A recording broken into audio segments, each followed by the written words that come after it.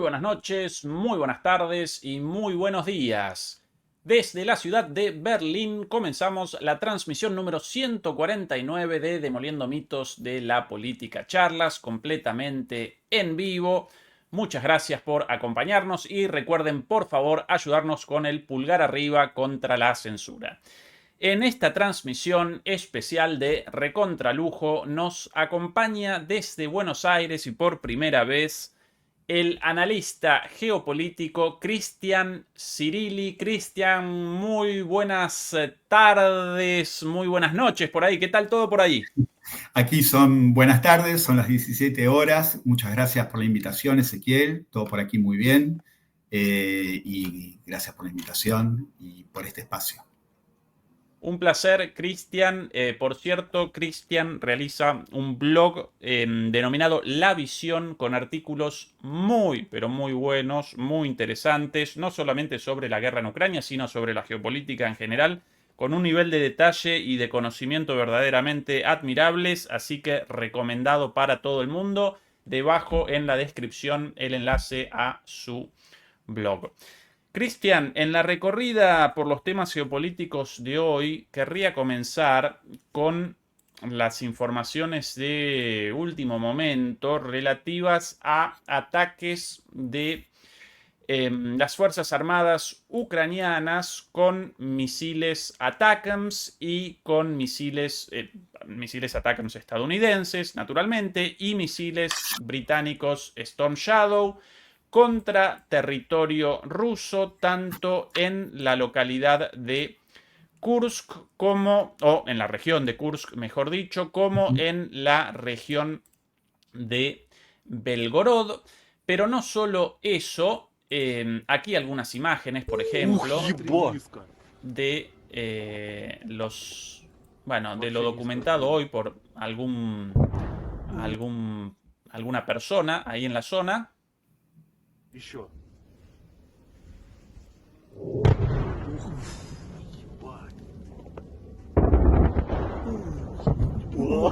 Еще одна, смотри. Bueno, no muchas, ahí otra explosión.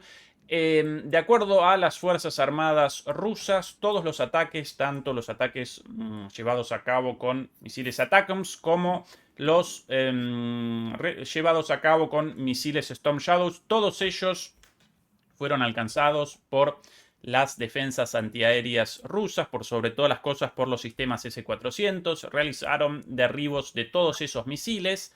No obstante lo cual, también el día de hoy, muy en la profundidad, en la región de Smolensk, o en la localidad de Smolensk, con drones, los ucranianos perpetraron un ataque contra una de las fábricas de combustible para misiles rusa. Ahí una de las imágenes. Estas sencillamente cámaras de las casas ubicadas en las zonas aledañas y por eso percibidas las explosiones. Bueno, esta supuestamente, esta planta, este complejo industrial productor de combustible para cohetes o combustible para misiles, ubicado en la región, perdón, en la localidad de Smolensk o en la ciudad de Smolensk. Y no solo eso, sino que más al norte aún, esto también información de último momento, aquí en las cercanías de San Petersburgo, los sistemas antiaéreos rusos habrían realizado derribos, habrían realizado intercepciones en las cercanías de San Petersburgo, y aquí también, en esta región, incluso hay un impacto, o bien de un dron, o bien de... Esto, por cierto, apareció, este último video apareció publicado en un canal ucraniano, en Slobotka, cerca de Estonia, por cierto, y de Finlandia, bien al norte. Un dron ucraniano habría realizado un impacto, o los escombros, los restos de un dron interceptado por las defensas antiaéreas habrían generado un impacto también en algún lugar por aquí. Así que aquí un impacto, y en San Petersburgo activas las defensas antiaéreas. Todo muy lejos del frente, Cristian. ¿Qué lectura podemos realizar de esta situación? Si no me abandonaste, Cristian, No, porque tu ¿me imagen escuchás? recién No sé, desapareció. Perfecto, tu audio perfecto. Tu imagen desapareció mi desapareció. cámara, no sé por qué. Ahí estoy. Ahora sí, ahora sí. Eh, ¿Alguna bueno, idea, Cristian, del sentido de esto, la situación, alguna relación de esto con la situación general en el frente? Lo que sí, quieras sí, sobre hay tu algunas cosas análisis. para decir. Desde el punto de vista militar, desde mi óptica, sin ser yo un analista militar, puedo decir que estos ataques tienen un afán más propagandístico que un afán puramente militar. Si la guerra es la consecución de la política por otros medios y tiene, por ejemplo, en este caso, la intención de llegar a una mesa de negociaciones más ventajosa o recuperar el territorio perdido en la propia Ucrania. Este tipo de ataques militares no tiene absolutamente ningún sentido desde el punto de vista militar, no va a obtener ninguna negociación favorable ante los rusos, más bien todo lo contrario, va a endurecer la postura rusa. Tengamos en cuenta, por ejemplo, abrevando de la historia, por ejemplo, la guerra Irán-Irak, cuando el ejército iraquí ya no pudo avanzar en los tres frentes abiertos, norte, centro y sur, bueno, empezó inmediatamente lo que se llamó la guerra de las ciudades, ¿sí? Intercambios misilísticos, en aquella época eran misiles Scud, que eran lo más moderno de esa época con que contaban las fuerzas iraquíes. Si vamos mucho más en la línea de tiempo hacia atrás, la impotencia de la Alemania hitleriana se vio expuesta con los ataques de las bombas planeadoras B-1 y luego el primer misil balístico operativo que fue las B-2 contra Londres, y eso no provocó ningún impacto más allá del psicológico y del terror en la ciudadanía, pero no ningún impacto en el campo de batalla puramente dicho. Así que yo creo que esto tiene esa misma intencionalidad. En realidad, si nosotros rebobinamos un poco en el tiempo, no mucho tiempo atrás, me voy al 31 de enero del 2024. Victoria Nuland visitó Kiev. En aquel entonces todavía era la subsecretaria para Asuntos Políticos de Estado, ¿sí? De los Estados Unidos. Visitó Kiev y allí dijo una famosa frase que seguramente quedará en los anales de la historia, que dijo que tenían reservadas agradables sorpresas en el campo de batalla para Vladimir Putin. No sé si recordás esto, Ezequiel. ¿Qué El significaba esto? famoso Nasty Surprises. Exactamente. La traducción de agradables como una traducción benigna, ¿no? Lo de nasty Benigna, más sí, bien sí, sí. como malicioso, pícaro, jodido también. Bueno, podemos Exactamente. cualquiera de esas traducciones con esa palabra. Exactamente, exactamente. Bueno, en realidad lo que eso significó fue la inauguración de una nueva fase de la guerra, ¿sí? Tras el fracaso de la ofensiva de verano del 2023. No nos olvidemos esto. A partir de julio hasta aproximadamente septiembre, octubre del 2023, Ucrania puso toda la carne al asador, y cuando digo Ucrania digo la OTAN detrás, ¿no? Esto fue una decisión que inclusive se tomó en la cumbre del G7 de Hiroshima, donde estuvo Zelensky invitado. Bueno, ahí está, puso toda la carne al asador y se encontró con esa pared que fue la línea Surovikin no solamente en el frente sur, me refiero a las regiones de Jersón y Zaporozhye, sino obviamente en el Donbass. Allí fue prácticamente aniquilado por segunda vez el ejército ucraniano. Entonces se decidió tomar una nueva táctica en la guerra. Obviamente decisiones que la toma el Estado Mayor Conjunto Combinado entre Estados Unidos y Reino Unido, ¿sí? Me refiero al almirante Radakin y a Christopher Caboli, ¿sí? Que es el general estadounidense. Bueno, ¿qué se decidió básicamente? Pasar a la defensiva en las líneas de contacto, fortificarlas fuertemente, básicamente en el Donbass. Bueno, en el caso de la ciudad de Jersón, tienen justamente el río Dnieper, que es como una contención natural. Intensificar el entrenamiento de nuevos cuadros, esto considerando también los problemas de reclutamiento que tiene Ucrania, ¿no? Últimamente. Ya vimos los raptos directamente que existen en las distintas ciudades y cómo han bajado la edad del EVA. Y el otro tema era justamente golpear fuertemente detrás de las líneas enemigas, ya sea blancos civiles y o militares. Esta era la nueva táctica, era una táctica que la podríamos llamar una táctica de insurgencia, ¿sí? Era básicamente absorber las ofensivas rusas sin quebrarse y explotar al máximo las pequeñas circunstancias operativas u objetivos de ocasión que se den. Todos estos ataques que se están dando, ya sea en la frontera cercana a Ucrania, en los oblasts de Kharkov o de Briansk o de Belgorod, y ahora la novedad que es utilizar algún tipo de dron de largo alcance que llegue, por ejemplo, en Smolensk, era cerca al oeste de Moscú. Sí, es al oeste de Moscú.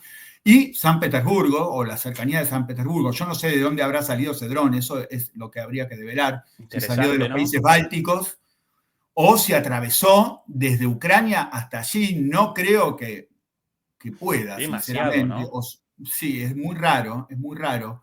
Para mí eso tiene que haber salido de los países bálticos, lo cual es un hecho grave, porque los implicaría directamente en la refriega militar. Pero bueno, todos estos, lo que venía diciendo como línea editorial es que todos estos ataques tienen que ver con esta fase de insurgencia.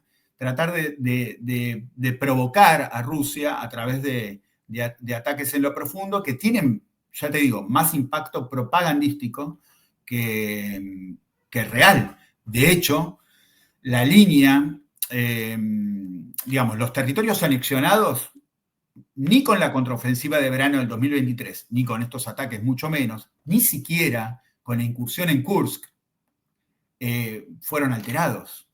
Crimea está más sólida que nunca, más allá de que también ha sufrido muchos ataques de largo alcance, con Storm Shadows, attacks, inclusive contra la base de Sebastopol o el aeródromo de Saki. Aún así, Rusia sigue firme en la contienda, sigue ganando terreno paulatinamente, en forma lenta, pero segura, tratando de minimizar los costos humanos, básicamente. Y bueno, estos ataques justamente tratan de contrarrestar desde lo propagandístico, y creo yo también que es una forma de mantener la mecha prendida del conflicto, y también manifestar que Ucrania tiene cierto poder de fuego. Pero bueno, básicamente de eso se trata. Ahora bien, ya vimos las reacciones rusas a este tipo de ataques, ¿no? En su momento fueron, cuando fue el primer ataque con los ATACMS sobre Briansk, bueno, se lanzó un Oreshnik directamente que entró por primera vez en el radar de las armas, porque ni siquiera se conocía desde publicaciones técnicas, no se sabía de su existencia directamente. El último ataque, o anteúltimo, con ATACMS sobre Taganrog en la fábrica de aviones Beriev, sí, que hacen los hidroaviones y hacen las conversiones de los transportes Ilyushin en los AWACS Beriev A-50, que son un recurso absolutamente vital para la Fuerza Aérea Rusa. Esos no fueron retaliados con Oreshnik, sino con una andanada atroz de drones y de misiles de crucero. Inclusive salió a navegar otra vez la flota del Mar Negro para lanzar los Kalibr. Y bueno, nada, cada vez que Ucrania realiza este tipo de acciones provocativas, bueno, en realidad son represaliadas con una andanada mucho más furibunda del lado ruso, Inclusive hasta han atacado el sistema eléctrico, ¿sí? El sistema energético. Y no solamente blancos militares. Así que lo que cabe en esta situación es una represalia similar o peor, pero desde el punto de vista del balance militar en la zona de contacto, allí no hay ninguna novedad. De hecho, Cristian, en línea con tu análisis, según informaciones de último momento, hace muy poquito tiempo los rusos habrían respondido en Chernihiv, en esta localidad, con misiles aparentemente similares a los Iskander, pero con características particulares, según aquí las imágenes, por cierto. Bueno, muy poquito realmente, sencillamente la estela de humo. De acuerdo a este reporte, según las afirmaciones de los operadores de los sistemas defensivos ucranianos, textualmente la frase recogida por este portal: desaparecieron y volvieron a aparecer misiles desconocidos con una velocidad de hasta 8.000 kilómetros por hora realizaron ataques contra objetivos ucranianos en Cherniv. Una vez más, textual de los operadores de los sistemas antimisiles ucranianos: la situación es muy extraña, los misiles utilizados desaparecieron y luego volvieron a aparecer. Por el momento se sabe del aterrizaje en las afueras de Chernihiv. Hubo al menos 3 explosiones. Se sabe que la velocidad de los objetivos era de 7.500 a 8.000 kilómetros por hora, pero no hay datos exactos sobre el tipo de misiles. Permanezcan en los refugios hasta que termine la alarma antiaérea. Bueno, increíble esto, ¿no, Cristian? ¿Un nuevo tipo de Arieshnik? Probablemente. De hecho, si existió el Oreshnik y fue develado luego de su uso, probablemente tengamos alguna novedad en las próximas horas sobre un nuevo tipo de misil hipersónico, porque si estamos hablando de Mach 8 aproximadamente,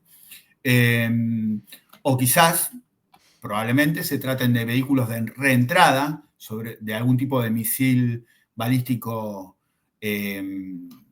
supraatmosférico, digamos, que sabemos que se abre y se dispara como un dardo desde la estratosfera y lanza los vehículos de entrada que tienen apariencia de misil, pero en realidad son estos vehículos que son imparables. No hay ningún sistema antimisilístico que pueda interceptarlos. Hace poco hemos tenido en una declaración pública al presidente Putin hablando de un desafío tecnológico, ¿sí? No sé si recuerdas que hablaba de, pongamos un lugar, posiblemente Kiev, dijo para mí con cierta ironía Putin, pongan allí todos los sistemas de interceptación occidentales que quieran y hagamos una prueba con el Oreshnik a ver si lo pueden interceptar. Bueno, evidentemente esa confianza sobre sus armas maravillosas, como las Wunderwaffen, no sé si lo estoy diciendo bien, vos sabés alemán. Perfectamente. Wunderwaffen. Bueno, como las Wunderwaffen. Las armas milagrosas. Las armas milagrosas que en su momento hablaba Adolf Hitler, bueno, parece que Putin las tiene en serio. En su momento, en el año 2018, en una conferencia ante la Asamblea Federal, la conferencia anual, ¿no? La presentación que hace anualmente ante la Asamblea Federal, ya las había presentado algunas de ellas. Algunas estaban todavía no estaban operativas, estaban en fase de pruebas o fase de prototipo. Entre ellas estaban el misil Kinzhal, ¿sí? Misil que ya está totalmente operativo, lanzable de los MiG-31, muy parecido al Iskander, es como un Iskander aerotransportado en realidad. Estaba el misil intercontinental Sarmat, también llamado Satan II en Occidente, según el código de la OTAN. Había también láseres, que se hablaban en aquel entonces, láseres para interceptar, para cegar satélites en bajas órbitas, que probablemente se estén utilizando, no lo sabremos hasta el fin de la guerra seguramente, eso seguramente es un secreto que no están dispuestos a develar, por lo menos ahora. Y bueno, hablaban de los planeadores avant-garde, ¿sí? Hipersónicos, quizás estemos hablando de esto en este caso. Bueno, Rusia tiene una amplia gama de armas estratégicas que no utilizó al principio de este conflicto, porque la idea en realidad no era ir hacia una guerra. Esa es la verdad. Rusia y las distintas fases de ingreso de Rusia en este escenario bélico fueron primero evitar la guerra a toda costa, invocar los protocolos de Minsk 1 y 2, mandar los famosos borradores que se mandaron a la OTAN y a los Estados Unidos el 17 de diciembre del 2021, tratar de hacer conexiones, invocar la seguridad, el principio de la seguridad indivisible. Hizo de todo para intentar no ir a la guerra. Aún así, llegado a la situación, luego de la exposición de Zelensky en la conferencia de Múnich, la conferencia de seguridad de Múnich, Rusia va a la guerra el 24 de febrero del 2022.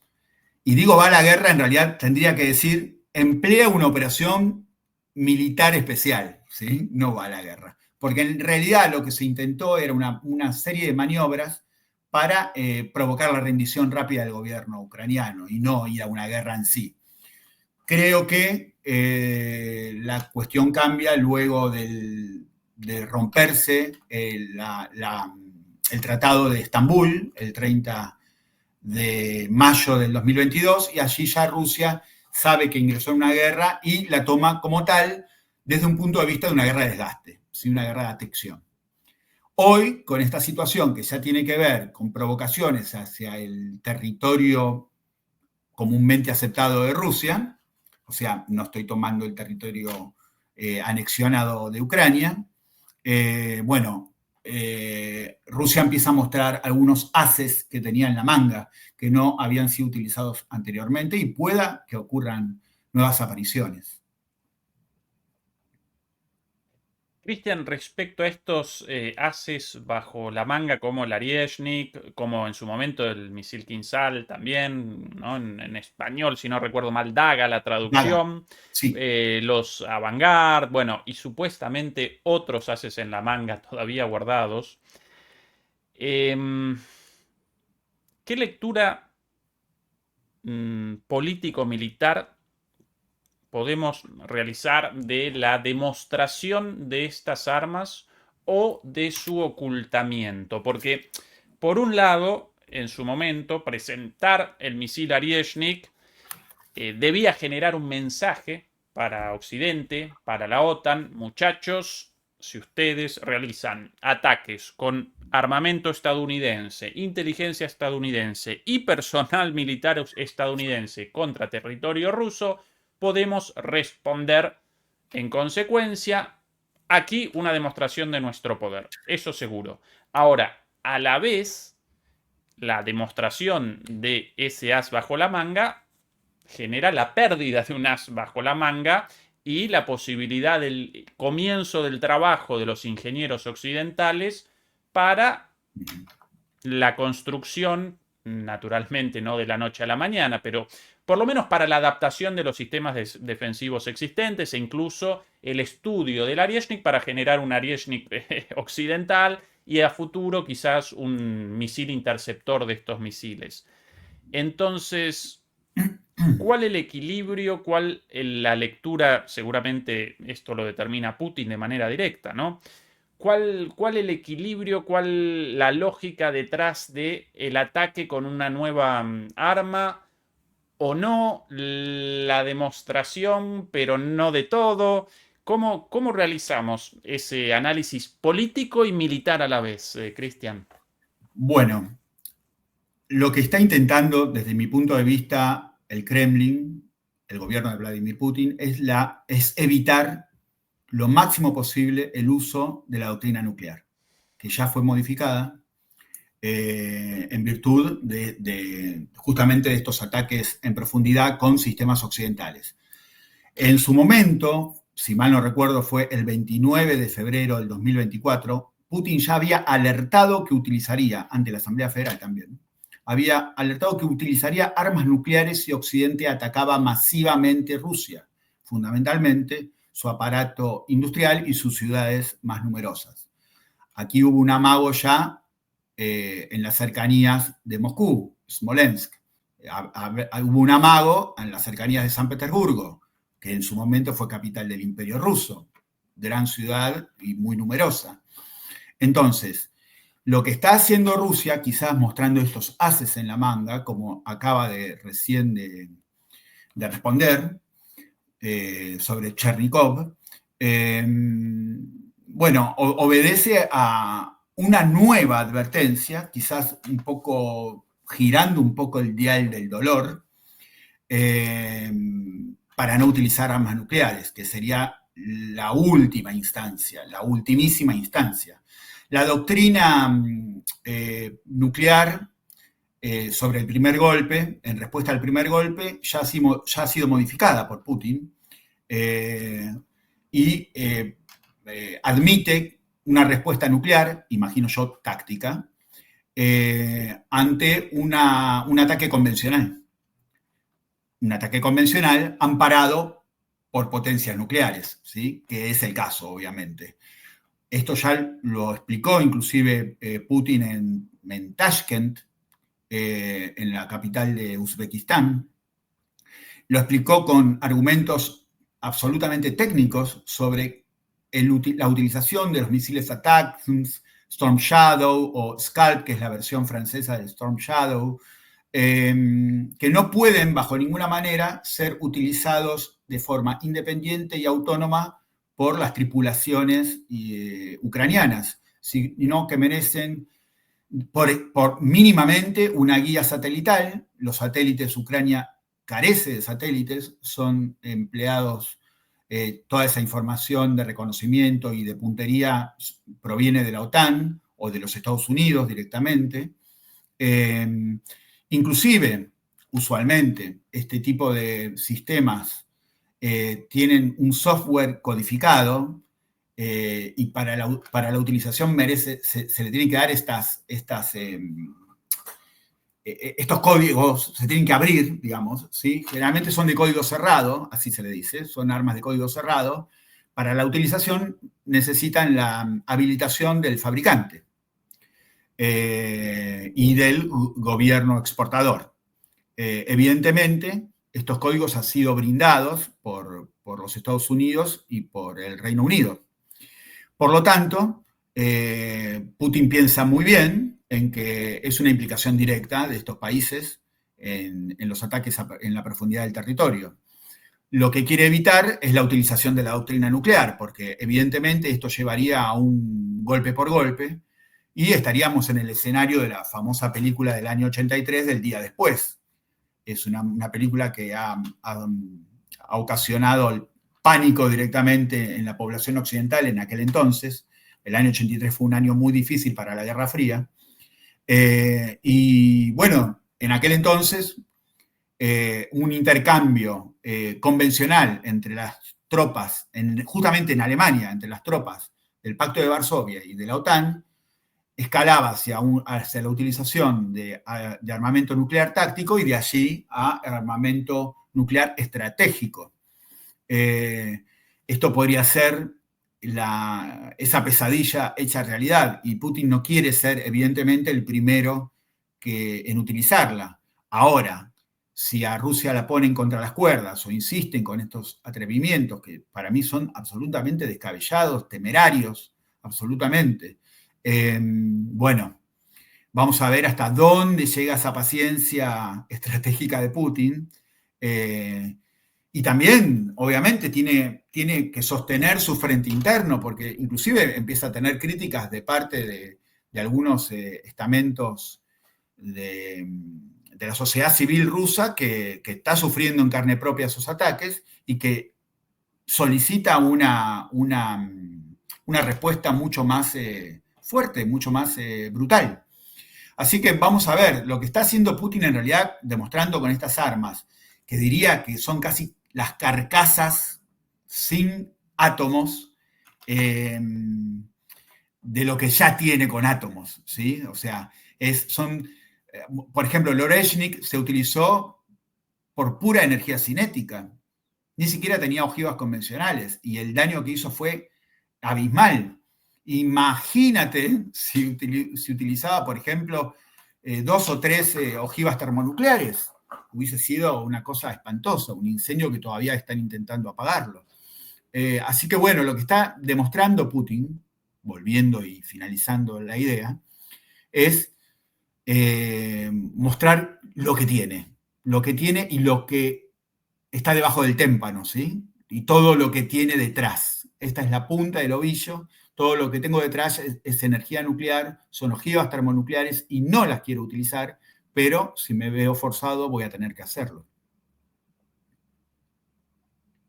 Si acompaño tu argumento, Cristian, entonces Putin está realizando estos ataques con armas extraordinarias porque no quiere comenzar una escalada nuclear, mientras que, por el contrario, Ucrania, patrocinado por Occidente, precisamente quiere lo contrario. Realiza provocaciones para una escalada descontrolada. ¿Realizo una lectura correcta de tu argumentación, Sí. Cristian? No, ese sí, sentido es de tus correcta. palabras. A ver, quizás la jefatura ucraniana, el gobierno de Kiev quizás no tenga noción ni siquiera de lo que está haciendo, ¿no? Está muy imbuido por cierto supremacismo y fanatismo. Ucrania se ha convertido prácticamente en un ariete de la OTAN y no tiene ningún tipo de raciocinio en el sentido de las decisiones que toma, ¿sí? Digamos que es manejado y va al son del concierto atlantista. La OTAN está haciendo esa provocación, está haciendo una provocación, y yo esto una vez lo puse como una especie de figura metafórica, que se ve mucho en las películas de Hollywood, es como el juego de la gallina, ¿sí? Que se llama así en Kitchen Games, se llama así Sí, claro. en términos ingleses, británicos, que es con dos autos que van enfrentándose a gran velocidad de frente hacia el choque inevitable, y lo que se está buscando es quién se aparta del camino, ¿sí? ¿Quién se deshonra, digamos, apartándose del camino y preservando la vida? Pareciera que la OTAN está haciendo el kitchen game en términos estratégicos. Está provocando, yendo hacia la conflagración nuclear. De hecho, ya hizo varios ejercicios de ataque nuclear durante el 2023 y 2024. Y bueno, pareciera que está buscando eso de Rusia, a ver si Rusia se aparta del camino. Hasta ahora Rusia está, digamos, poniendo un pie en el freno, pero no se está apartando del camino, sino que está mostrando que tiene la decisión de ir hacia él. Y es más, en varias oportunidades, Putin dio a entender, y aparte lo dijo en forma directa y sin rodeos, de que Rusia tiene una gran ventaja en armamento estratégico nuclear, ¿sí? Casi que, bueno, supera obviamente a los Estados Unidos, y que puestos en el momento de utilizarlo, vamos a ver si es Estados Unidos el que está dispuesto a sostener ese intercambio. ¿Por qué? Porque hasta ahora Occidente ha utilizado proxies. Esa es la realidad. O sea, a veces ese es un escudo también. Occidente no tiene ningún problema en ir a la guerra hasta el último ucraniano, pero no se ha involucrado de una manera directa, no ha mandado tropas estadounidenses, no han mandado tropas británicas, ni siquiera polacas, más allá de los mercenarios, ¿no? Yo digo tropas oficiales. La OTAN no se ha involucrado oficialmente como en una declaración de guerra. Ha utilizado proxies. Y ha utilizado un proxy que ni siquiera es miembro de la OTAN. Así, de esa manera, no pueden utilizar la cláusula solidaria. Entonces, lo que dice Rusia es, bueno, vamos a ver si en el momento de enfrentarnos face to face, allí son tan valientes, digamos, ¿sí? Tan temerarios como parecieran ser. Pero bueno, eso es lo que está ocurriendo hasta ahora. Está viendo, es como una estrategia de nervios, ¿sí? una estrategia de nervios, un kitchen game donde la Alianza Atlántica está empujando a Rusia al abandono de la carrera y hacia estacionar a la vera del camino. Sí, completamente de acuerdo, Cristian, con tu análisis. De hecho, recordaba recién un video publicado hoy, lo voy a presentar muy rápidamente, un pequeño extracto de una entrevista a Podolyak, a Mijailo Podolyak, el jefe de asesores de la oficina del presidente, como llaman a la jefatura de gabinete de la presidencia, básicamente a la oficina encabezada por Yermak. Por la oficina encabezada por Yermak, es como la jefatura de gabinete, el segundo de Zelensky, primero Zelensky, después Yermak, y el asesor de Yermak, pero para muchos, en realidad, Yermak determina las decisiones por su relación con la Casa Blanca, con el Partido Demócrata, y Zelensky sencillamente responde a las órdenes de la Casa Blanca a través de Yermak. Bueno, este es el asesor de Yermak, así que alguien con mucha importancia. Sí. Y estas las palabras de la entrevista publicada hoy. Esto en ucraniano. Impresentable bueno, la traducción de esto. Lo que más me llama la atención aquí es la total, de hecho, falta de preparación de los países de la OTAN psicológicamente para la guerra como tal. Es decir, tienen muchas armas, son mucho más eficaces, pero no están preparados para utilizarlas. Y en consecuencia, si dentro de 5 años Rusia mantiene el ritmo de militarización y autoritarismo en el que se encuentra actualmente, la OTAN no tendrá ninguna posibilidad. La única forma de derrotar a Rusia es hacerlo ahora a costa de Ucrania. Esto dicho por uno de los tipos con más poder, con más llegada al presidente, por lo menos, en Ucrania. Acá efectivamente, Cristian, acá aparece un mesianismo y un grado de locura, porque este señor está realizando un llamado a una mayor belicosidad, a una escalada contra una potencia nuclear, caracteriza como gallinas efectivamente a sus patrocinadores de la OTAN, y quiere todo eso a costa de su propio pueblo, en sus propias palabras. Esto es una cosa de locos. Sí, la ideología extremista, supremacista que ha invadido Ucrania, bueno, ha llegado a estos extremos que ya son ridículos directamente porque ni siquiera tienen ninguna noción de humanidad, pero ni la más mínima. Los llamados a la guerra total, a la derrota total de Rusia. Ellos quieren una derrota militar, quieren una humillación, ¿sí? Que no sé si es lo que quiere la OTAN. Insisto con esto, no sé si la OTAN quiere una derrota y una humillación total de Rusia. La OTAN quiere un cambio de régimen, básicamente. Quiere una Rusia democratizada, ¿sí? De acuerdo a las estándares. Entre comillas, ¿no? De acuerdo a los estándares de la democracia liberal occidental. De hecho, estaban preparando a Alexei Navalny para eso. Y no quieren una derrota militar, porque en realidad la idea es la eficiencia, no la eficacia. O sea, lograr el objetivo al menor costo. Y si el costo de lograr el objetivo es una guerra nuclear, ya no hay gracia en eso, la verdad. No, si yo me tengo que desvivir para lograr el objetivo, no tiene sentido. La idea es asustar, ¿qué es lo que quiso hacer Rusia con la operación militar especial? Quiso intimidar al gobierno de Kiev, no le salió, estuvo a punto. Recordemos las negociaciones de Gómez, a 4 días de la invasión en Bielorrusia, el 28 de febrero del 2022. Estuvo a punto, no lo hizo por interposición de la OTAN, básicamente. Pero bueno, digamos, la OTAN ha creado un golem, un Frankenstein directamente en Ucrania. Es un muñeco que ya está como casi fuera de sí, ya no obedece al doctor Víctor Frankenstein. Y bueno, no creo que la OTAN, de hecho, brinda apoyo, brinda apoyo político, apoyo militar, apoyo financiero, ni hablar, pero de ahí a ir a la guerra por Ucrania, y yo no sé, yo no creo que hasta ahí va a llegar el grado de arrojo de la OTAN. Es lo que yo creo.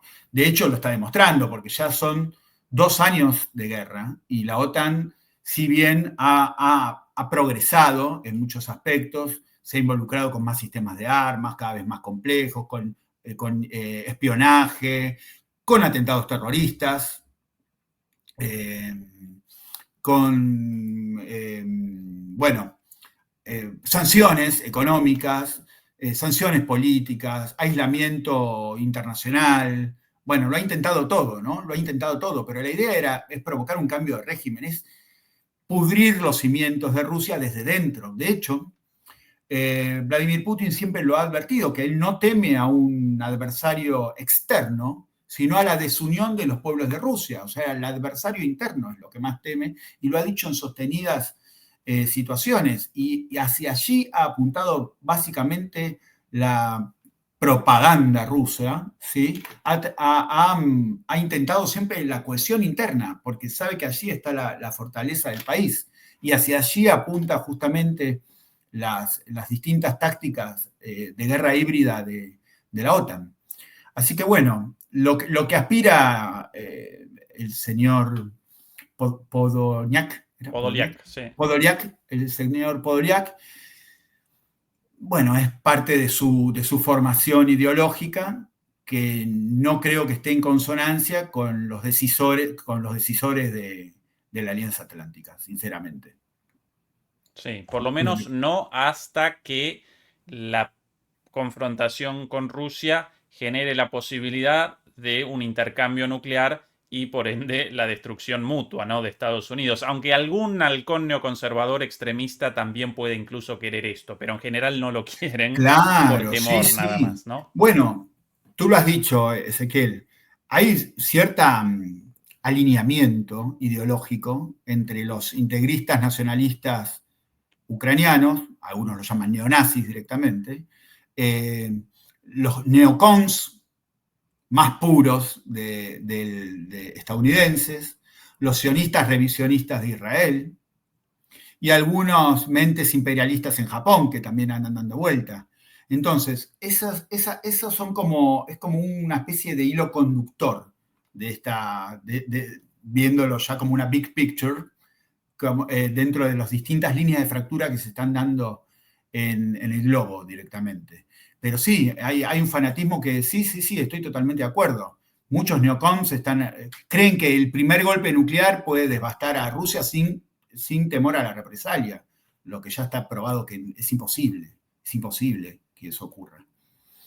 Así que bueno, sí. Cristian, y más allá de este análisis sobre la posibilidad de respuestas rusas, ¿cuál es la situación en el frente en el presente? ¿Podemos recorrer un poquito el mapa antes de comenzar con el análisis sobre la fase terrorista de las ofensivas ucranianas? Algo muy interesante leído en tu blog, sobre lo cual quisiera más tarde, por favor, una especificación. Recorremos un poquito el frente. ¿Cuáles las estrategias, las tácticas, las novedades? ¿Por dónde querrías comenzar? Por donde tú digas, Ezequiel. Bueno, el quizás Donbass, por el sur de... Sí. Sí.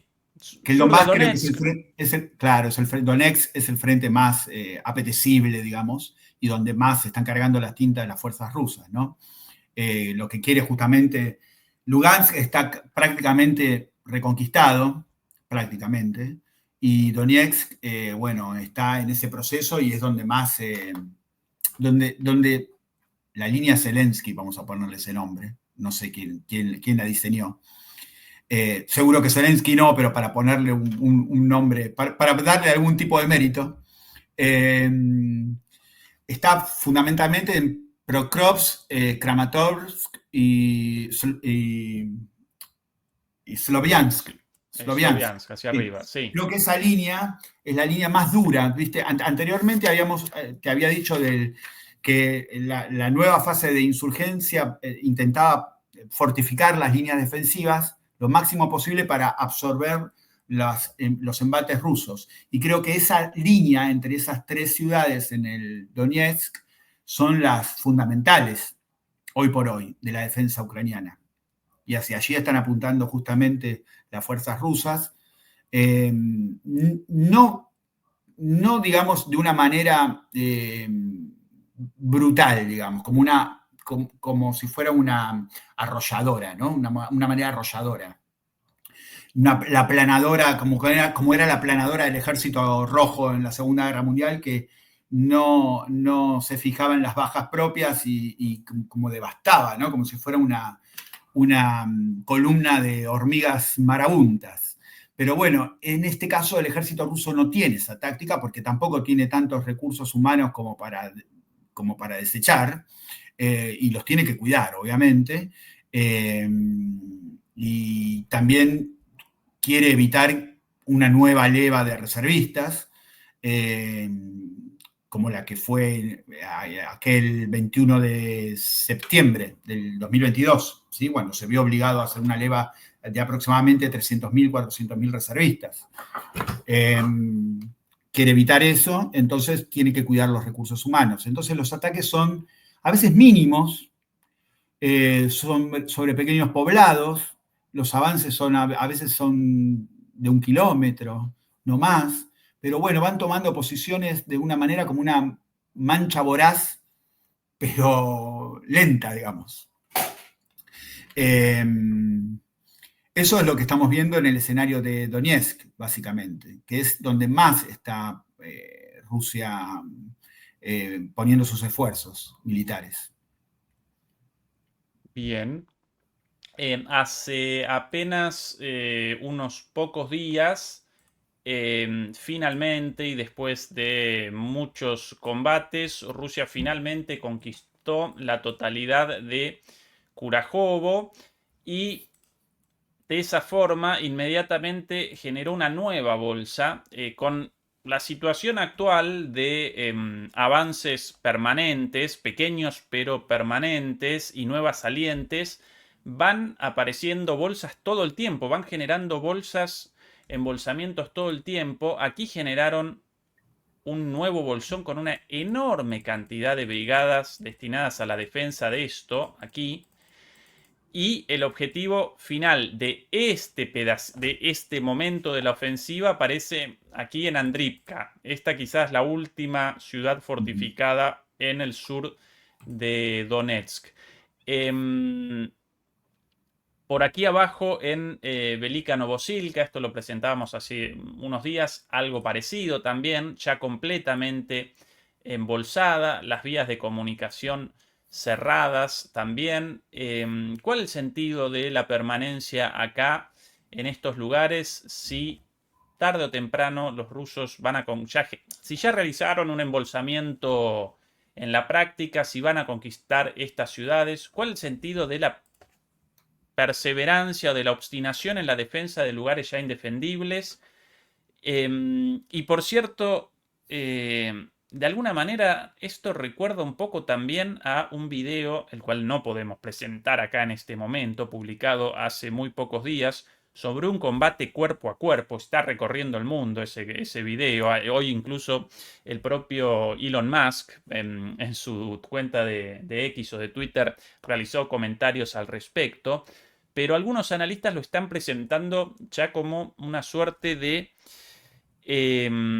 metáfora de la guerra, porque efectivamente el soldado, bueno, lo voy a caracterizar con mis palabras, no lo puedo presentar porque quizás represente el video más fuerte de todos los videos vistos hasta ahora de esta guerra, en la cual proliferan los videos y las documentaciones de situaciones horribles. Básicamente el avance de un soldado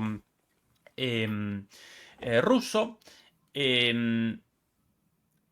para conquistar una localidad. Responde un soldado ucraniano, de repente aparecen enfrentados después de un tiroteo, de un intercambio de disparos desde muy cerca, de repente aparecen enfrentados y comienzan un combate cuerpo a cuerpo, literalmente cuerpo a cuerpo.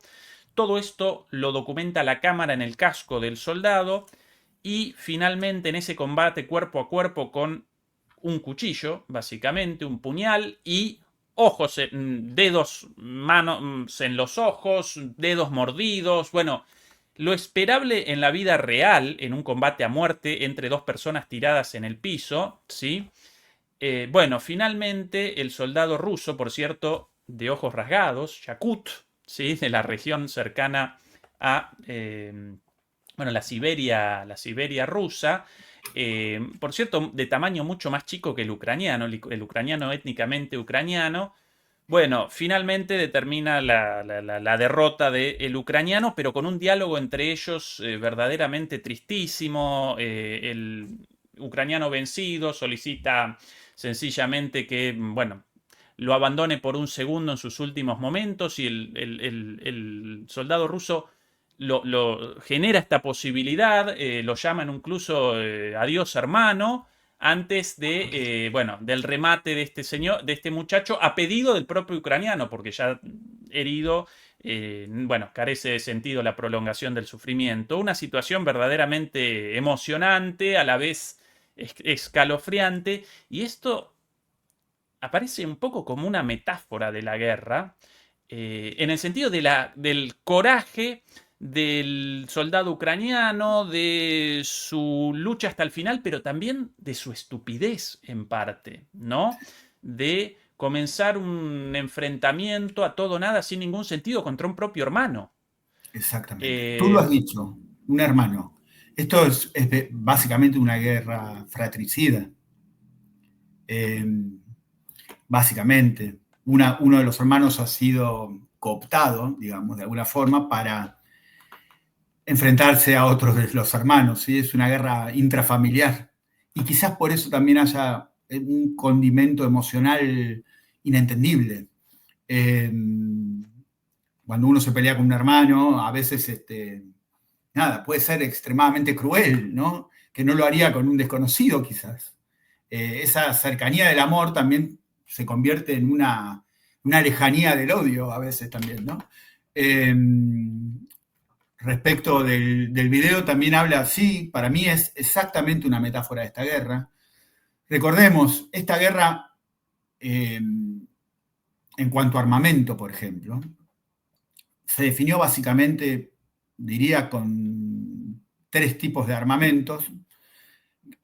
Uno es el AK-103, creo que es el sustituto del AK-47, AK-74, ¿sí? El fusil de asalto, básicamente. El fusil de asalto es el arma típica de esta guerra, mucha trinchera, mucha limpieza, ¿sí? del terreno, cuerpo a cuerpo, corta distancia, se ven las caras entre los soldados, se escuchan, se maldicen y después, hasta de una manera como esta, acongojante, se perdonan casi en el último suspiro, ¿no? Es terrible, terrible, terrible.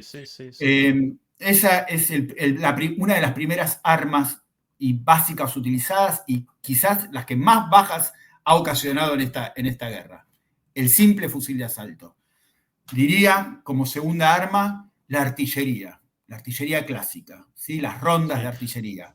¿Sí? Cristian, por cierto, la versión actual del fusil AK-47 naturalmente presenta muchísimas innovaciones en cuanto a los materiales, al peso, pero el diseño del fusil es casi igual. Prácticamente igual. El arma más exitosa en la historia de la guerra moderna, por lo menos, ¿no? Hasta está en una bandera, ¿no? La bandera de Mozambique tiene la AK-47. Claro, efectivamente. Sí, es el fusil de la descolonización africana, el fusil de la descolonización asiática. Los vietnamitas usaban el AK-47. Y sí, si no recuerdo mal, antes de su muerte, Mikhail Kalashnikov. Kalashnikov, efectivamente, Mikhail Kalashnikov, de alguna manera realizó una confesión de su sensación de culpa, porque si bien había generado ese fusil principalmente para la defensa contra la posibilidad de la reaparición del nazismo, ¿verdad? Exacto, sí. Contra el imperialismo occidental, contra el nazismo y demás. Y de hecho ese fusil en algún momento había aparecido como el fusil de la descolonización. Aún así había generado tanta muerte esa creación en términos armamentísticos magistral suya, que lo cometió la culpa al tipo de viejo, ¿no? Sí, es Una verdad. historia Sí, interesantísima. Bueno, perdón por sí. la interrupción, Cristian, una No, por tontería de mi favor. parte, perdón. Te decía que Adelante. la artillería clásica, ¿sí? La artillería de los cañones ya sea remolcados, autopropulsados, los sistemas de cohetes múltiples. La artillería clásica se hizo la reina del campo de batalla en esta guerra.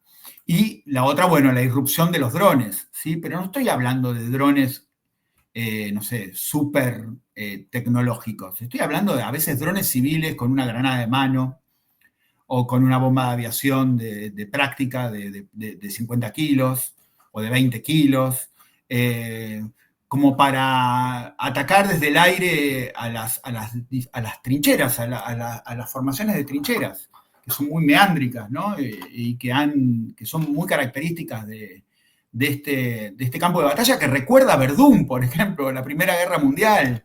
Eh, Esos duelos de artillería y de avanzadas hacia las trincheras a punta de bayoneta. Me acabas de decir que finalmente estos dos pobres soldados se batieron prácticamente a duelo con un cuchillo. Bueno, era la punta de bayoneta de la Primera Guerra Mundial. En un punto, esta guerra ha vuelto a las realidades de la Primera Guerra Mundial, de defender la posición a toda costa. En Verdún hubo casi 800.000 bajas, si mal no recuerdo. Una tragedia espantosa por una trinchera, porque en realidad una gran trinchera, porque tampoco tenía demasiado rigor militar, no era un objetivo muy rico, digamos, de conquista. Lo mismo pasó en Stalingrado, si nos ponemos a pensar, ¿no? Defender a toda costa esa posición, después sí quedaron embolsados, no pudieron salir, pero en un momento tuvieron la posibilidad de escapar del embolsamiento y sin embargo la orden fue que resistir a toda costa hasta el último hombre. Pareciera que se repite esa condición en este tipo de guerra, de sostener hasta el último hombre, con la vida, aunque sea un sacrificio miserable, que no tiene ningún sentido, ¿no? Sí, sí. Aquí imágenes, por ejemplo, de un obús autopropulsado, parte de una de las armas, ¿no? Parte de las armas decisivas de esta guerra y del arsenal tradicional de las guerras. Qué loco, ¿no? Qué loca esta guerra, porque por un lado todos los armamentos de la guerra de trincheras del siglo XX, de alguna manera una suerte de vuelta hacia el pasado después de las falsas promesas de las guerras inteligentes Sí. y de las guerras comandadas por las Fuerzas Armadas únicamente, todo esto impulsado por Estados Unidos. Por un lado ese retroceso, pero por otro lado a la vez un salto hacia adelante a través de los drones, ¿no? Exacto. Y una guerra de las galaxias, de repente en el planeta Tierra. Sí, allí está justamente la obsolescencia de las fuerzas aéreas tripuladas, digamos, ya está entrando en una fase de obsolescencia. En esta guerra, la Fuerza Aérea Rusa, por ejemplo, o la ucraniana, no se han destacado especialmente. Los rusos, es más, los recursos aéreos tripulados más utilizados fueron los helicópteros de combate, ¿sí? Los K-52, los Mi-8 y los aviones de apoyo, los Su-25, los Sturmovik, como le dicen, que son aviones que hacen pequeñas ráfagas de cohetes, cortan, viran hacia la izquierda o hacia la derecha, tiran mucha bengala y vuelven a su posición, volando a muy baja cota. Por ejemplo, en esta guerra no se han visto los tanques T-14 Armata, ¿sí? Que eran la gran novedad, ni siquiera aparecieron. No se ha visto, que se sepa, los Su-57, ¿sí? El nuevo caza furtivo ruso. Y sí se ha utilizado intensamente el Su-25 como avión de apoyo, que es un avión que tuvo su diseño en los años 70. Los helicópteros de combate, el Mi-8 o Mi-17, que es la variante más moderna, que es un helicóptero multiuso. Inclusive esas armas que iban a occidentales, que iban a supuestamente el ahí está, ese es el Su-25, Su-25. Sí, también ese es conocido como el tanque volante, ¿no? claro, Shturmovik, así le dicen, que en ruso es como algo así como tanque volador. Sí, también le dicen Graj o Graj, ¿sí? Por el Sí, ave. este es el equivalente ruso del Del, A-10, del A-10 ¿no? Thunderbolt o Warthog. Exactamente. Sí, sí, Aviones subsónicos muy acorazados, muy fuertes para operaciones de este tipo, más parecidas a las de los helicópteros que a las de los cazabombarderos o de los aviones exactamente. caza, pero muy, muy efectivo y muy efectivos y por cierto, este muchísimo mejor que la 10 en todas sus prestaciones, tanto en la velocidad como en los sistemas defensivos, en la capacidad de transporte de armas, etcétera, etcétera. Pero bueno, yo recuerdo muchísimas películas y videojuegos sobre los aviones A-10 Thunderbolt, pero de este prácticamente ninguno. Pero bueno, así, Claro. así los Ruski, ¿no? El Su-25, como tú has dicho, tiene mayor capacidad de armas, mayor alcance, una gran resistencia, una gran absorción de impactos. Gran Sí, absorción de impactos. Se ha conocido Su-25 que le han estallado misiles antiaéreos, generalmente Manpads, porque como vuelan tan bajo, le tiran con misiles que se portan en el hombro, ¿sí? Como si fueran un bazooka, ¿sí? sí. Y le han arrancado uno de los motores, porque es bimotor, ¿no? Le han arrancado uno de los motores y sigue volando y ha retornado a la base. ¿No? Son una bestialidad estos aviones y han sido la estrella de la Fuerza Aérea Rusa en apoyo de sus operaciones terrestres. Obviamente también tuvieron su gran participación la aviación estratégica, ¿sí? Hablo de los bombarderos, fundamentalmente los Tu-95MS, los Tu-160, los Tu-22M3, con el lanzamiento a distancia de misiles de crucero, ¿no? Estos son como la estrella que siempre, pero siempre, o sea, ni siquiera ingresan en el espacio aéreo ucraniano, lanzan muy a distancia, pero estos, digamos, son los que están ahí en la trinchera, en el fragor del combate y con una gran cuota de peligro, ¿sí? Sí. Recapitulando entonces,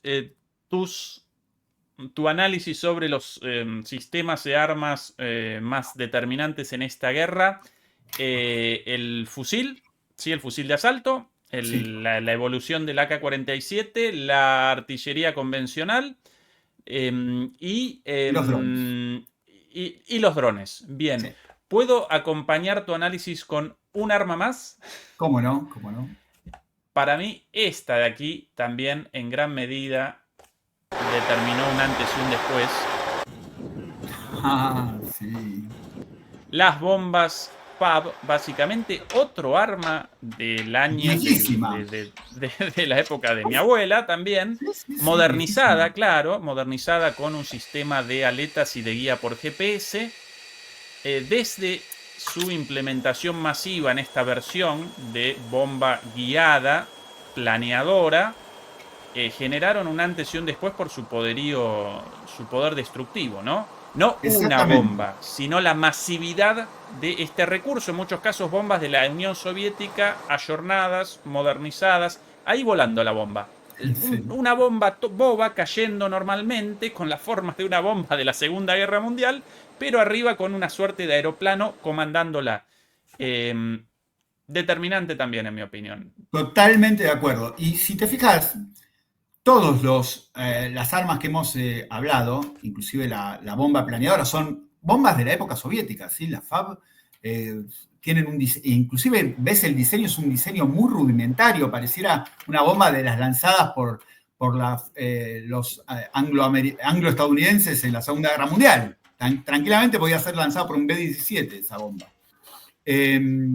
Bueno, con este artefacto planeador han posibilitado que ese avión, que es el Su-34, que tiene ese pico de ornitorrinco, que pareciera el radomo, tiene una forma de pico de ornitorrinco.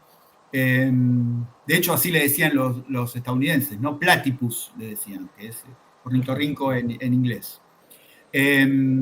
Bueno, hicieron que el Su-34 pueda ingresar mucho más activamente en el combate, porque no tenía que acercarse a situaciones donde los sistemas Patriot, por ejemplo, los podían cazar bastante fácilmente. Las bombas planeadoras posibilitaron que a través de un ascenso, porque en realidad las lanzan en ascenso, puedan llegar hasta 60, 70 kilómetros de distancia, lo cual es muchísimo para una bomba planeadora. Obviamente tiene algún tipo de deficiencia en cuanto a la precisión, ¿sí? Se pierde un poco de precisión, pero tratándose de blancos grandes, ¿sí? Fortificados, y tratándose de bombas de hasta 500 kilos mínimamente, hay de 3.000 inclusive, FAB 3000, bueno, la verdad es que la precisión es lo de menos en ese caso. Así que sí, bueno, totalmente de acuerdo. Te quería decir una sola cosita más. Si te fijas, fusil de asalto, drones, muchos de ellos de fabricación civil, con licencia civil, artillería convencional, ¿sí? Artillería convencional. Y bombas convencionales con un dispositivo que se le ha agregado como un anexo para que planeen. Esto posibilitó que Rusia gane la partida industrial.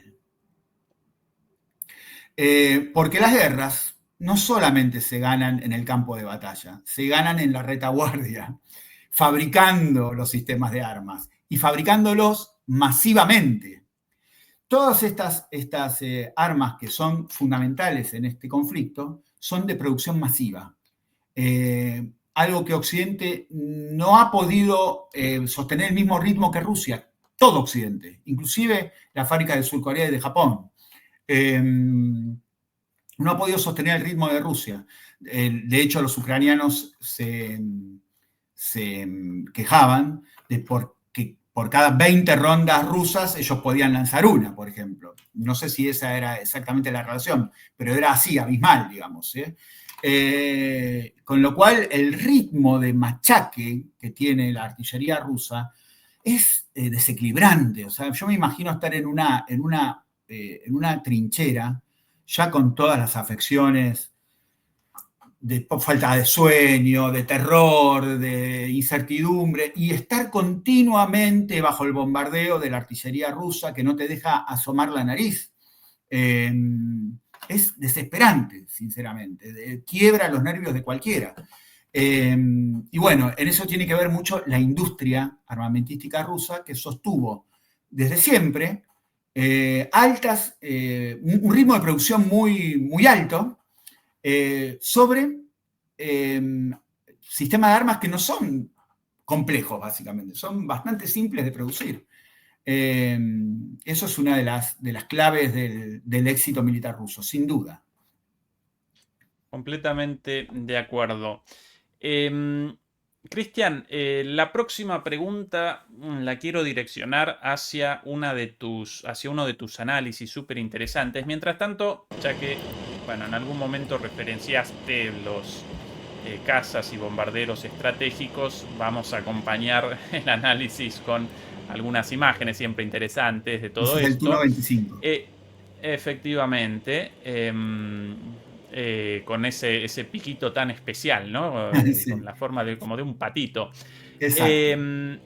Por cierto, en uno de tus últimos análisis, vos presentabas esta cuestión de la fase terrorista de la ofensiva, de las acciones militares ucranianas. ¿Podrías particularizar ese concepto un poquito? ¿Podrías presentarlo un poquito más en detalle? Sí, bueno, a ver,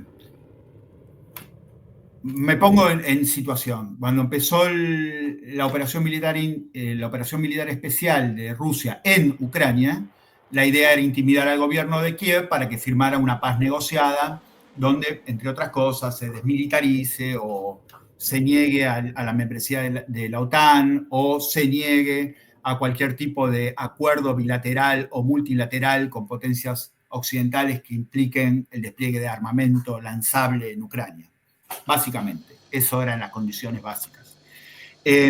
Casi lo logra, no lo pudo lograr. El principio de la guerra fue una guerra de maniobras, o sea, de mucho movimiento por parte de las fuerzas rusas. Esto persiste básicamente hasta la consolidación de la Franja Sur. Me refiero a los oblats de Gerson, Zaporozhye y la zona de Donetsk y Lugansk para hacer un corredor terrestre que complemente al puente de Kerch, ¿sí? De Crimea, el puente de Crimea. Luego ocurren las negociaciones fracasadas de Estambul, primero exitosas, luego fracasadas, y ahí empieza, ¿por qué fracasan? Bueno, luego de haberse firmado de puño y letra un papel, que resultó ser un papel mojado, pero luego de haberse firmado en Estambul, y estoy hablando de, esto fue en mayo del 2022, ¿sí? Si mal no recuerdo. Marzo del 2022. O sea, a un mes de la guerra. O sea, un mes. Esto también nos da cuenta del éxito militar que tuvo Rusia en el primer mes, habiendo abatido prácticamente a todo el ejército ucraniano por primera vez. La segunda vez fue con la contraofensiva de verano del 2023. O sea, 2 veces se destruyó el ejército ucraniano. Bueno, el 30 de marzo se firma ese acuerdo. A partir de ese acuerdo, Rusia va a retirar las fuerzas que rodean Kiev, básicamente, y Kharkov. Chernihiv, que es donde hoy hizo el ataque, también ahí había fuerzas rusas. Y ocurre la llamada masacre de Bucha. No sé si te acordás, fue algo muy conmocionante. Supuestamente, las fuerzas en retirada del ejército ruso, no recuerdo si era el 46 o el 64 cuerpos de fusileros, no recuerdo exactamente cuál era, se lo acusan a ellos de haber realizado una masacre de civiles, básicamente, haberlos desperdigado en la ruta de salida de Bucha, que era la ciudad cercana a Kiev, sí, sería el conurbano de Kiev. Y bueno, a partir de allí se acusa a Rusia de haber cometido un acto atroz y se toma esa situación como una situación que no puede persistir ante una masacre de tal estilo y de tal crueldad. No puede persistir ningún acuerdo, ¿no? Se suspende el acuerdo, ¿sí? Unilateralmente por parte de Ucrania. Rusia desmiente que haya hecho esa masacre. Cristian, esto de las decisiones así a partir de masacres solo para el resto del mundo, ¿no? Los países occidentales sí pueden perpetrar masacres sin ningún problema.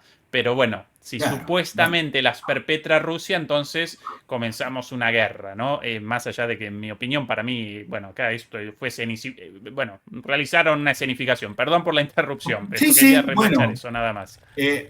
Por supuesto, todavía está abierta la situación, cada vez se habla menos del tema, prácticamente ya ni se habla, porque prácticamente ya hubo muchas declaraciones, inclusive de personal que estuvo allí destacado, de que en realidad hubo una escenificación de la situación, inclusive hasta los cadáveres aparecían en forma de zigzag,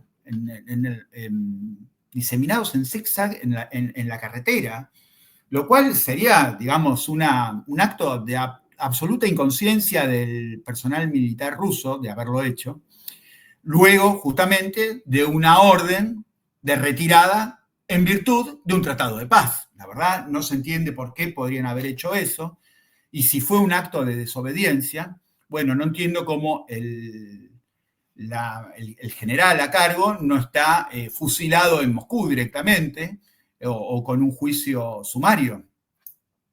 Nada de esto ocurrió, Rusia siempre negó la situación, de hecho se utilizó muy propagandísticamente, inclusive en la ONU.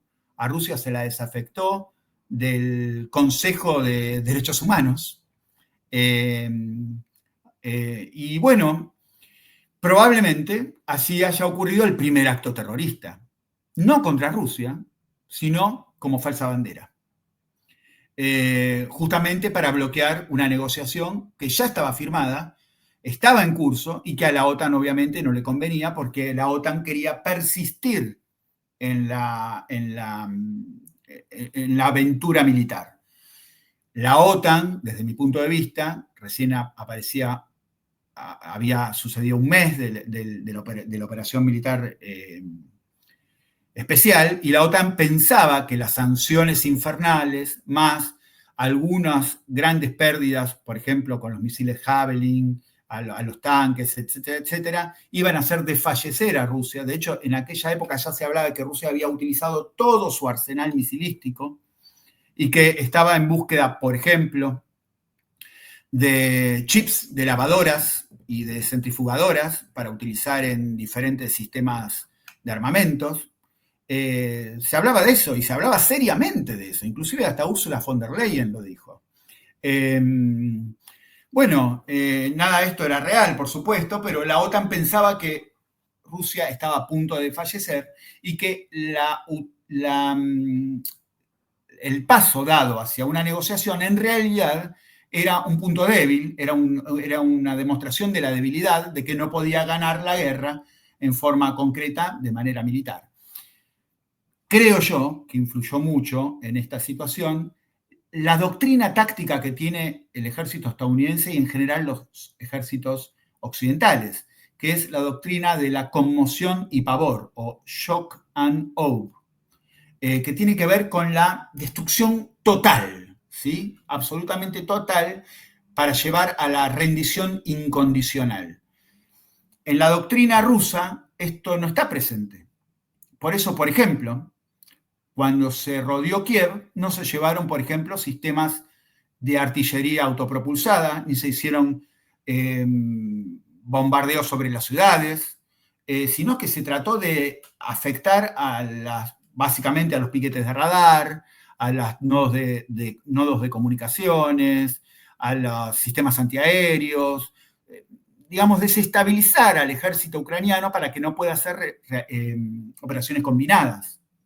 Pero de ninguna manera fue un ataque demoledor, que también es una doctrina que tiene, por ejemplo, el ejército israelí. Ya vemos lo que ocurrió en Gaza, ¿no? Que directamente no quedó nada en pie, y eran blancos civiles, ¿no? Nada en pie. Entonces yo creo que esta situación de ir hacia una negociación, primero en Gómel, luego en Estambul, fue tomada por Occidente como un indicio de debilidad y de imposibilidad por parte de Rusia. Y esta masacre, que probablemente haya sido realizada por algunas facciones neonazis, entre ellas el regimiento Azov, o facciones ligadas al regimiento Azov, que entre paréntesis estaba en ese momento, el grueso del regimiento Azov estaba rodeado en Mariupol, el grueso. Haya sido una forma de endilgar a Rusia esta situación y provocar un aislamiento político en la ONU. Se intentó luego esto trasladarlo a una expulsión del Consejo de Seguridad.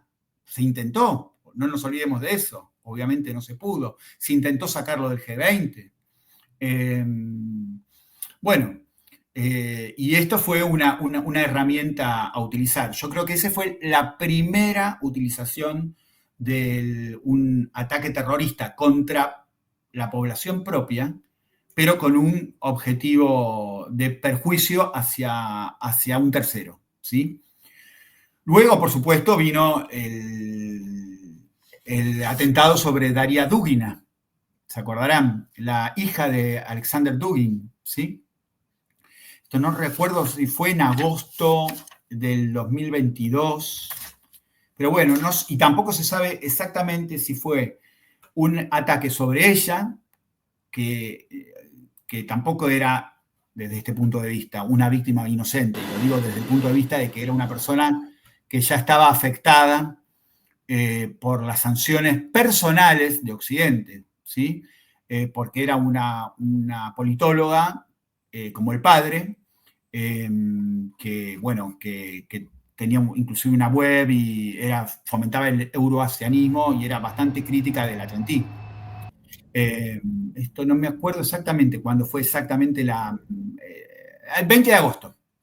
Ahí está, fue el 20 de agosto del 2022. Coche bomba, ¿sí? Una bomba puesta, no se sabe si fue para Alexander o para la hija, da igual, cualquiera de los dos podría haber sido objetivo. Luego hubo un atentado sobre un blogger muy famoso que tenía más de 500.000 seguidores.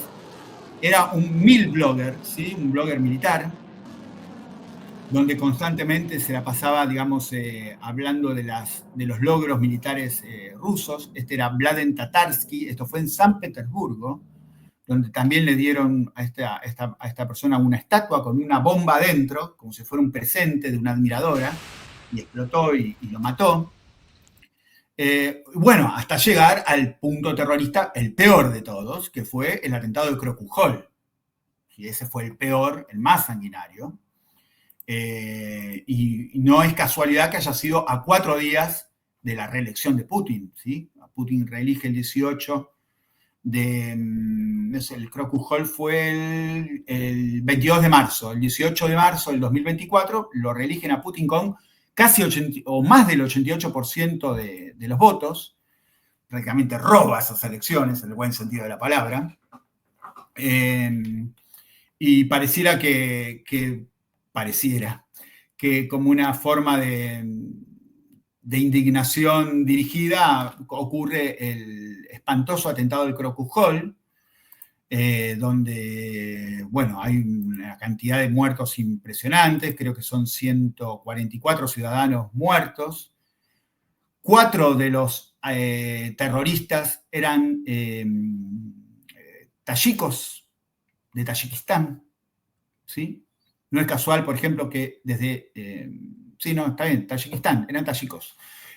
No es casual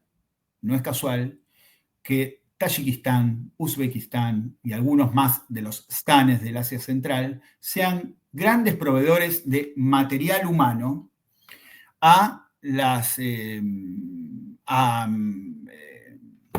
Hayat Tahrir al-Sham, que se acaba de imponer en Siria, ¿sí? A las facciones yihadistas contrarias al gobierno de Bashar al-Assad y de la República Árabe Siria. No es casual que sean de esa procedencia. De hecho, el otro atentado terrorista que vino y que fue reciente, que fue el atentado con bomba a Igor Kirillov, el jefe comandante de las fuerzas nucleares, bacteriológicas y químicas de las Fuerzas Armadas de la Federación Rusa, el que perpetró, o sea, el que accionó el botón, era un uzbeco. Sí. Un uzbeco. Rusia ya había denunciado, inclusive, que en la base estadounidense ilegal que se mantiene en Siria, la base de Al-Tanf, que está en el punto tripartito entre Jordania, Irak y Siria, se entrenaba personal yihadista para operaciones terroristas en territorio de la Federación Rusa. Esto lo había denunciado. Y bueno, efectivamente pareciera darle la razón a esa suspicacia, ¿no? Bueno, básicamente, ¿qué decir sobre la etapa terrorista, ¿no? Es una etapa de impotencia, ¿sí? Lo que no se puede ganar en el terreno militar, y bueno, de alguna manera se lleva al terreno de la insurgencia y de los ataques terroristas. Se trata de buscar este tipo de métodos asimétricos para provocar desánimo en la población civil, para que pierda la confianza en las autoridades, ¿sí? Por eso yo en un momento decía que la OTAN quiere un cambio de régimen, no quiere la humillación militar. Y esto tiene que ver con horadar la confianza en las autoridades legítimamente elegidas, es una forma de provocar un cambio de régimen, por lo menos en teoría. No es casual que el Crocus Hall viene 4 días después de la elección de Putin, no es casual. También redobla los esfuerzos de vigilancia, ¿sí? Si yo debo consumir más esfuerzos, más personal en la vigilancia interior, bueno, tengo menos posibilidades de emplearla en una guerra externa. También probablemente el terrorismo intente provocar algún tipo de respuesta visceral, ¿sí? Un golpe por golpe, que es lo que Rusia no está entrando. Porque para Rusia eso es sacarla del horizonte a largo plazo, del objetivo a largo plazo, que es básicamente la desmilitarización y desnazificación, ¿no? Que es el objetivo en Ucrania. Y otra posibilidad del atentado terrorista es que como son tan conmocionantes y porque acuden usualmente a personal civil, como en el Crocus o el atentado contra Tatarsky o Daria Dugina, no así en el caso de Igor Kirillov, que era un militar, aunque no estaba en una situación de misión militar propiamente dicha, ¿sí? Lo emboscaron en una actividad cotidiana, saliendo de su casa a través de un monopatín que estaba allí puesto con explosivos, con lo cual se puede decir que se puede tomar como un atentado civil desde un punto de vista, porque no era un personal militar en funciones, básicamente. Bueno, esto lo que intenta, evidentemente, es evitar las negociaciones, ¿sí? Justamente, si volvemos al punto inicial, a la masacre de Bucha, para evitar negociaciones. En las postrimerías de un cambio de gobierno en los Estados Unidos, ahora asumirá Donald Trump el 20 de enero, la posibilidad, todavía no lo sabemos porque es una incógnita Trump, básicamente, pero la posibilidad de que haya algún tipo de tratativas o apertura de negociaciones, básicamente impuesta por los Estados Unidos, en Ucrania, bueno, todas este echar mano a los métodos terroristas pueden ser una posibilidad de evitar las negociaciones y de persistir en la vía militar y llevar a Estados Unidos hacia ese lugar, digamos, ¿sí? Como hasta ahora. Muy interesante el análisis. Cristian, en línea con esto, otro de tus artículos también publicados en tu blog, súper interesantes, establece el foco en la cuestión energética y en la decisión de Ucrania de la interrupción del último gasoducto transportando gas ruso a través de territorio ucraniano hacia varios países de Asia Oriental, de Europa Oriental, de Europa del Este.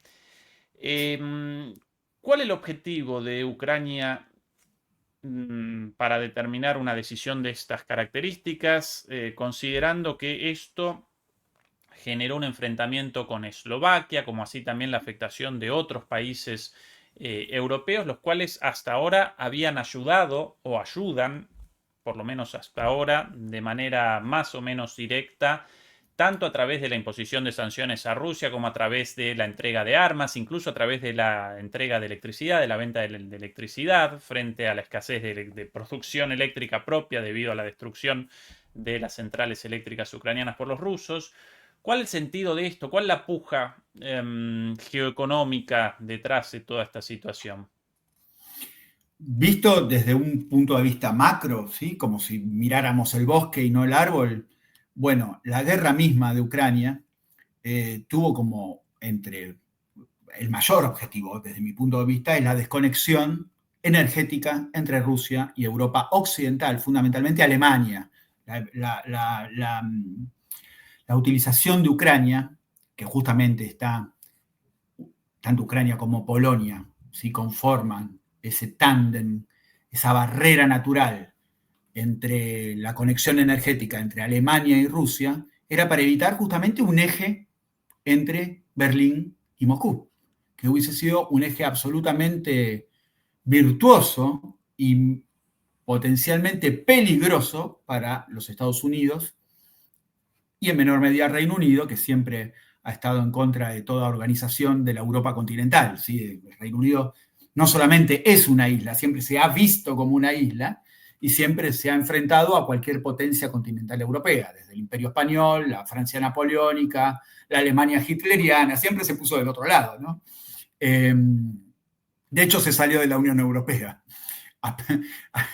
con el Brexit. En definitiva, esta situación, este corte del último gasoducto, creo que es el Brotherhood Progress, el llamado corredor ucraniano, así básicamente. Hay otros gasoductos, el Yamal Europe, que venía por Polonia, ya lo había cerrado el grifo los polacos, y había un gasoducto que en previsión de esta situación ya lo habían visto Schroeder, el canciller Schroeder, y Putin en su momento, y lo habían sorteado a través del Nord Stream 1, ¿sí? Y luego eso se potenció con el Nord Stream 2. Se evitaba el paso y los peajes, y los conflictos, y los hostigamientos, y los obstáculos, y todo eso a través de aguas internacionales por debajo del mar Báltico. ¿Pero qué ocurrió? Bueno, fueron saboteados. ¿Por quién? Según la prensa occidental, por 4 ucranianos borrachos que salieron en un velero y se sumergieron y no sé qué hicieron en el área más protegida de la OTAN, lo hicieron a vista de todos y bueno. Pero según el premio Pulitzer estadounidense, Seymour Hersh, bueno, fue el gobierno de los Estados Unidos con la colaboración de la Real Armada Noruega.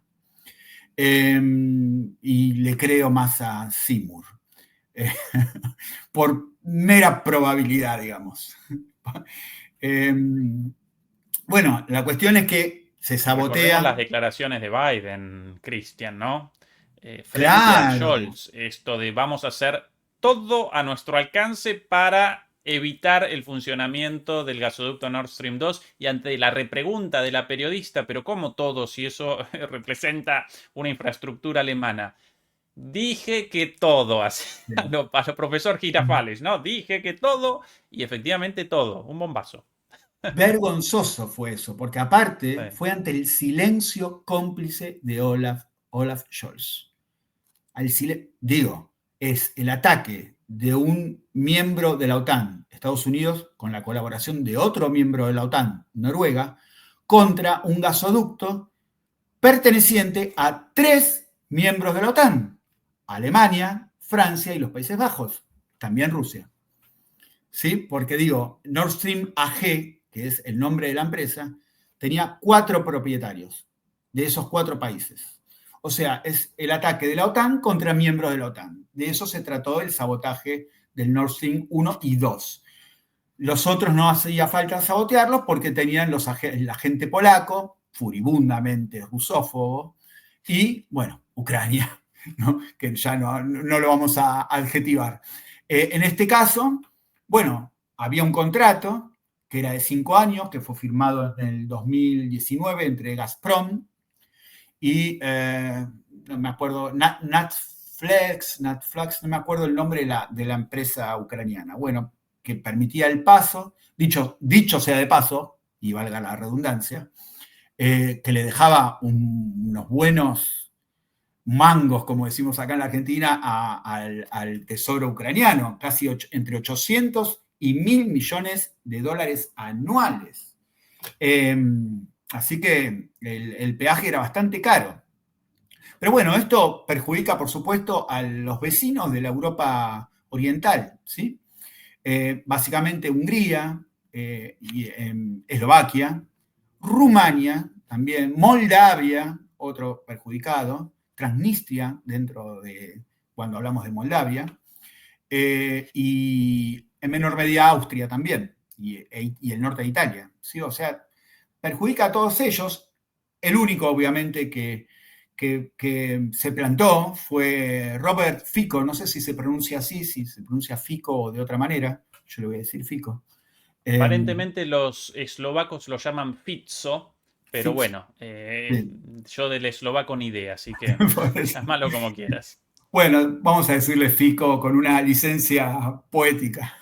Eh, bueno, fue el único que enfrentó esta situación de una manera muy valiente. Tengamos en cuenta que sufrió un atentado este hombre, ¿sí?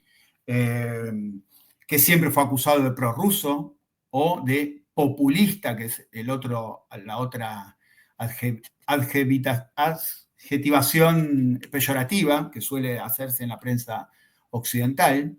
Y bueno, un atentado que fue, dicho sea de paso también, endilgado a un lobo solitario, ¿sí? Nunca, no se sabe ninguno de los motivos. Nunca hubo ninguna manipulación,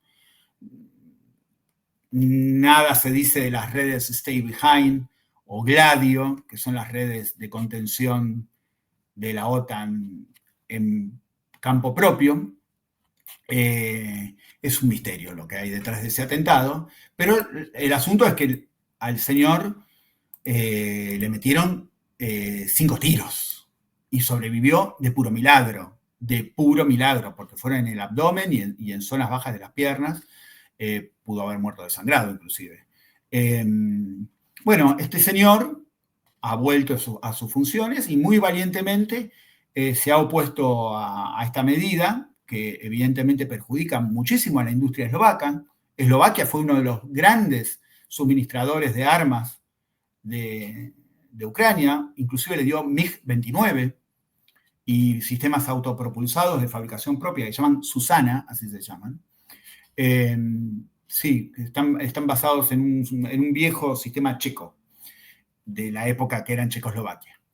Y bueno, se le ha enfrentado y lo ha amenazado incluso con represalias de no exportarle energía eléctrica, ¿sí? De la cual depende todo el oeste ucraniano, porque, como bien dijiste, entre los ataques rusos, la central nuclear de Zaporozhia, que están capturada por los rusos, bueno, tienen bastantes complicaciones para mantener el abastecimiento energético y depende justamente de esos países vecinos. Hungría con Orbán y Eslovaquia con Fico, bueno, se están plantando en esta situación, no tienen ninguna simpatía por Zelensky, Hungría menos inclusive, ¿no? Hay problemas en la Transcaucasia con las minorías magiares. Y bueno, se le ha plantado y está en ese tira y afloje, ¿no? Ahora vamos a ver, Ucrania ya cerró el grifo, ya lo hizo a partir del 1 de enero, y ahora vamos a ver qué represalia, si es que la toma, va a tomar el gobierno eslovaco. Veremos. Cristian, súper, pero súper interesantes todos tus puntos de vista, todos tus análisis. Lamentablemente no vamos a poder presentar los temas relativos a Medio Oriente porque en apenas 10 minutos, de hecho ya menos tiempo, 9 minutos, comienza en nuestro canal hermano de MP Geopolítica Juan Antonio Aguilar, su programa, así que todo el mundo por aquí en un rato para allá, por favor.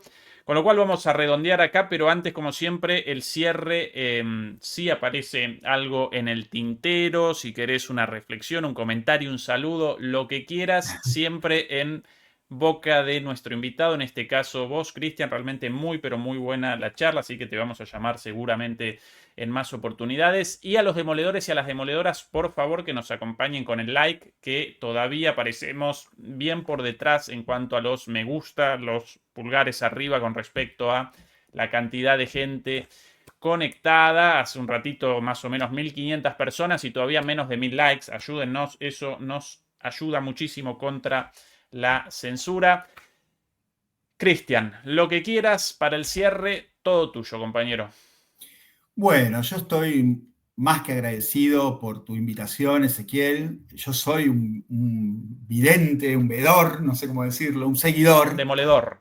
Soy un demoledor también. Yo miro a tus análisis, los admiro, aprendo mucho de ellos y de todos tus invitados, de Fernando Moragón, de Juan Antonio Aguilar y de cada uno que pasa, Santiago Martínez.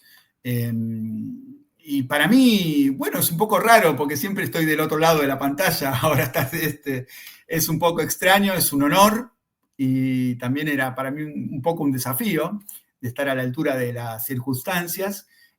Así que nada, simplemente agradecerte, me alegro que, bueno, que haya hecho algún aporte, que haya sido un programa por lo menos divertido, interesante.